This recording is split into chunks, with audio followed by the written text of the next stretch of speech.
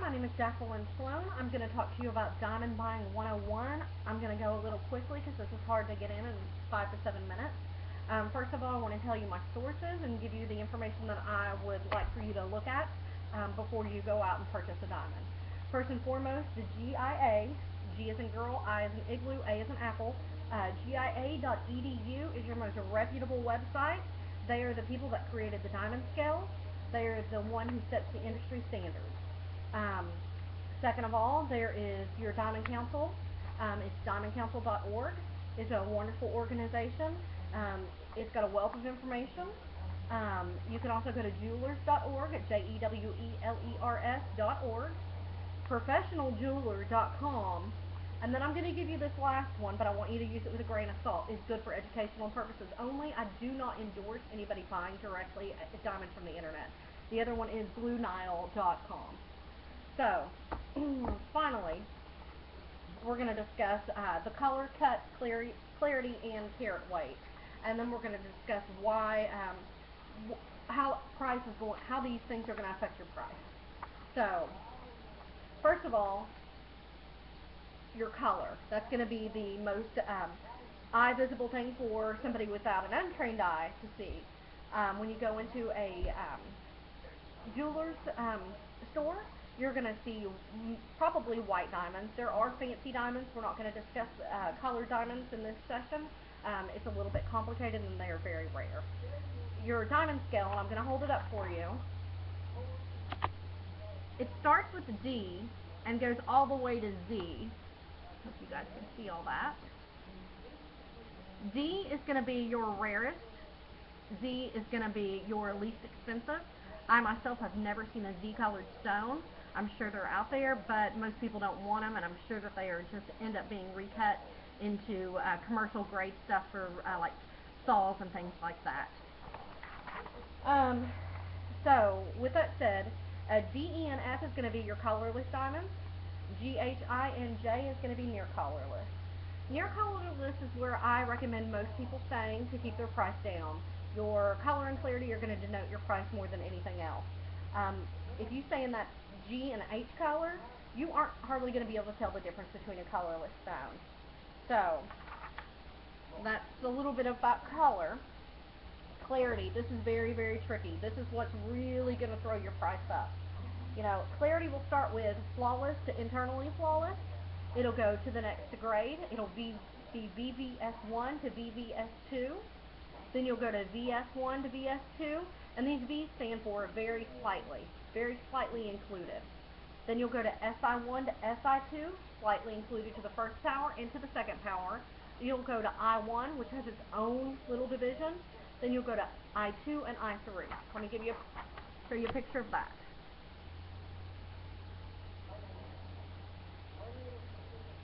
So, with that said, for people to keep their price down, most people are going to stay in that probably SI2 range. You are going to need a microscope to see, unless you have a trained eye, to see the inclusions in an SI2. Anything above that is going to really throw your cost up. I have sold a few internally flawless diamonds, but they are very, very rare and really, really skyrocket the price. Here's what I tell people: when you're buying a diamond, you're not buying it as an investment. You are not going to be able to resell it for more than what you paid for it, probably ever, and if you do, it's going to be many, many years down the road.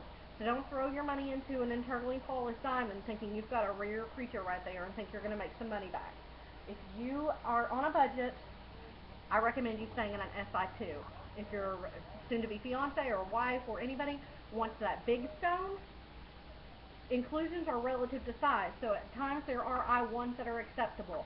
I myself would wear an I1 if I was wearing a 1.5 carat stone. So next you're going to have size. This is your carat weight. I'm going to show you a chart. Hopefully you all can see it. I hope so. I don't think you all actually can. Well, anyway, size is really easy. You know, most of the diamonds that I've sold have been 2 carat or smaller. Let me give you an idea of size. This one right here. This is what a 3.5 carat would look like. A 1 carat is about the size of an eraser tip, probably a little bit, actually about half the size of an eraser tip. You know, you can expect to spend, depending if you get an I1 D color, probably $5,000 for a 1 carat stone. Okay, and the next thing is cut. These are the different shapes. The round shape is the most popular and has been for many, many years.